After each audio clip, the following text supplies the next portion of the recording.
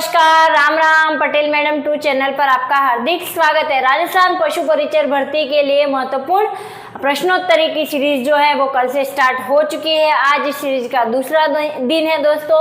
मैंने कम संसाधनों में आपको अच्छा मैटर देने की कोशिश की है दोस्तों। आशा करती हूँ मेरे जो वीडियो है वो आपको पसंद आएंगे और आपकी पढ़ाई में जो है वह यह जो है हेल्पफुल होंगे।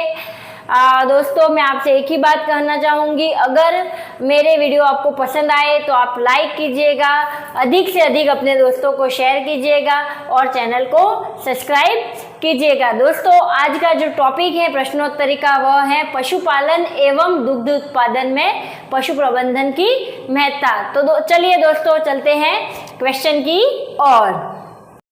आज का टॉपिक दोस्तों पशुपालन और दुग्ध उत्पादन में पशु प्रबंधन का महत्व। इसके अगर क्वेश्चन को अगर हम देखें दोस्तों तो सबसे पहला प्रश्न, पशुओं को आमाशय के आधार पर कितने भागों में बांटा गया है? यानी कि आमाशय के आधार पर पशुओं को कितने भागों में बांटा गया है। इसके विकल्प अगर हम देखें 2, 3, 4 और 6, तो इसका जो सही विकल्प होगा वह है 4। आमाशय के आधार पर पशुओं को 4 भागों में बांटा गया है। नेक्स्ट क्वेश्चन है दोस्तों, गोबर की खाद है। गोबर की खाद है यानी कि गोबर जो होता है उसकी जो खाद होती है वह है संकेंद्रित खाद, कार्बनिक उर्वरक, स्थूल कार्बनिक खाद और अकार्बनिक उर्वरक। तो इसका जो सही उत्तर होगा वह है दोस्तों स्थूल कार्बनिक खाद। क्या है? स्थूल कार्बनिक खाद। अगला क्वेश्चन दोस्तों, NDDB का पूर्ण रूप है। NDDB का पूर्ण रूप है national dairy discovery bureau, B है नेशनल दूध डेवलपमेंट ब्यूरो,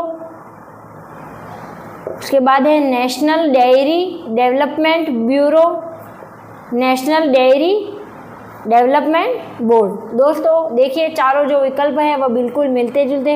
एक बार अपन इसको पूर्ण फिर से देखेंगे। National dairy discovery bureau, national दूध development board, national dairy development bureau और चौथा है नेशनल डेयरी डेवलपमेंट बोर्ड। तो इसका जो सही उत्तर होगा वह है दोस्तों नेशनल डेयरी डेवलपमेंट बोर्ड। क्या है इसका उत्तर? National dairy development board. Next question है दोस्तों, विटामिन B12 का सामान्य नाम क्या है? विटामिन B12 का सामान्य नाम क्या है? राइबोफ्लेविन, एस्कॉर्बिक एसिड, बायोटीन और साइनोकोबालामीन। तो इसका जो सही उत्तर होगा वह है साइनोकोबालामीन जो है वह विटामिन B12 का सामान्य नाम है। नेक्स्ट जो क्वेश्चन है वह है चिकित्सा के जनक किसे कहा जाता है? इसके विकल्प हैं चरक, अरस्तु, हिप्पोक्रेट्स और सालिहोत्रा। तो इसका जो सही उत्तर होगा वह है हिप्पोक्रेट्स। हिप्पोक्रेट्स जो है उसको फादर ऑफ मेडिसिन कहा जाता है, चिकित्सा के जनक। याद रखना दोस्तों, हिप्पोक्रेट्स को चिकित्सा के जनक कहा जाता है। अगला प्रश्न, गाय में गुणसूत्र की संख्या होती है, यानी कि गाय में कितने गुणसूत्र होते हैं? 48, 26, 50, 60। विकल्प को एक बार फिर से देखिएगा दोस्तों, 48, 26, 50, 60। गाय में जो गुणसूत्र होते हैं उनकी जो संख्या होती है वह 60 होती है। कितनी होती हैं दोस्तों? 60। नेक्स्ट क्वेश्चन, मूत्र का रंग पीला सामान्य पीला किससे प्राप्त होता है? मूत्र का जो रंग होता है वह सामान्य पीला किससे प्राप्त होता है? इसके जो विकल्प हैं उसमें ए है यूरिया, बी कैरोटीन, सी लैरिक्स और डी बिलीरुबिन। तो इसका जो सही उत्तर होगा वह है बिलीरुबिन। बिलीरुबिन के कारण जो मूत्र का जो रंग होता है वह सामान्य पीला होता है। अगला क्वेश्चन दोस्तों, हड्डियों में कैल्शियम और फास्फोरस का अनुपात होता है। कैल्शियम और फास्फोरस का अनुपात जो है वो हड्डियों में कितना होता है? इसके विकल्प 1:2, 3:4, 2:1 और 4:3। तो इसका जो सही उत्तर होगा वह है दोस्तों ऑप्शन सी, 2:1 जो है वह फास्फोरस और कैल्शियम का अनुपात हड्डियों में होता है। अगला जो क्वेश्चन है वह है पशुओं में आमाशय से संबंधित। तो निम्न में से आमाशय का सबसे बड़ा भाग है।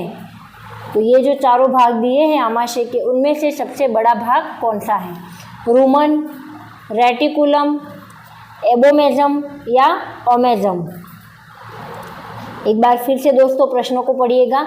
आमाशय का सबसे बड़ा भाग कौन सा है? रूमन, एबोमेजम, रेटिकुलम और ओमेजम। तो जो आमाशय का जो सबसे बड़ा भाग है वह है रूमन। कौन सा है दोस्तों? रूमन। अब है नेक्स्ट क्वेश्चन। नेक्स्ट जो क्वेश्चन है वो बधियाकरण से संबंधित जो औजार है उसका जो प्रश्न है दोस्तों। बधियाकरण हेतु निम्न में से कौन सा औजार काम में लिया जाता है? बधियाकरण जो है क्रिया है, उसमें औजार जो काम में लिए जाते हैं उसमें निम्न में से कौन सा जो औजार है वो काम में लिया जाता है? सुई, जंबो, बुरडीजो और कैंची। तो बुरडीजो जो है वह औजार बधियाकरण के काम में लिया जाता है। नेक्स्ट क्वेश्चन है दोस्तों डेयरी से संबंधित। राजस्थान की सबसे बड़ी डेयरी कहाँ है? राजस्थान में जो डेयरी है उसमें सबसे बड़ी डेयरी कहाँ है? लाइट जो है वो आना जाना कर रही है दोस्तों, थोड़ी सी आपको डिफ़िकल्टी होगी देखने में, पर मुझे विश्वास है जाएगी नहीं, क्योंकि इन्वर्टर की बैटरी इतनी जल्दी बैठने वाली नहीं है। चलो डेयरी में आते हैं दोस्तों। राजस्थान की सबसे बड़ी डेयरी कहाँ है? पद्मा, अजमेर, सरस, जयपुर, अमूल गुजरात और रानीवाड़ा जालोर। तो इसका जो उत्तर होगा वह है दोस्तों रानीवाड़ा जालोर जो है वह राजस्थान की सबसे बड़ी डेयरी है। उसके बाद अगला जो प्रश्न है वह है दोस्तों आनंद मिल्क यूनियन लिमिटेड की स्थापना कब हुई? आनंद मिल्क यूनियन जो है लिमिटेड उसकी स्थापना कब हुई? तो उसकी जो स्थापना है वह हुई दोस्तों 1964 में। लाइट जाती है उसके पहले दोस्तों मैं आपको सारे क्वेश्चन करवा दूँ, ऐसा मेरा टारगेट है। लगभग एक ही प्रश्न बचा है अब तो, इसलिए दोस्तों आनंद मिल्क यूनियन लिमिटेड की स्थापना जो है वह 1964 में हुई। कब हुई दोस्तों? 1964 में। अगला प्रश्न है दोस्तों, लास्ट प्रश्न है। ये जो लास्ट प्रश्न है वह है राजस्थान पशुधन निःशुल्क दवा योजना प्रारंभ की गई। राजस्थान पशुधन निःशुल्क दवा योजना प्रारंभ की गई, कब प्रारंभ की गई थी? तो इसके जो विकल्प है दोस्तों 15 अगस्त 2012, 15 अगस्त 2013, 15 अगस्त 2014 और 15 अगस्त 2015। तो इस राजस्थान पशुधन निःशुल्क दवा योजना जो है वह 15 अगस्त 2012 में प्रारंभ की गई थी।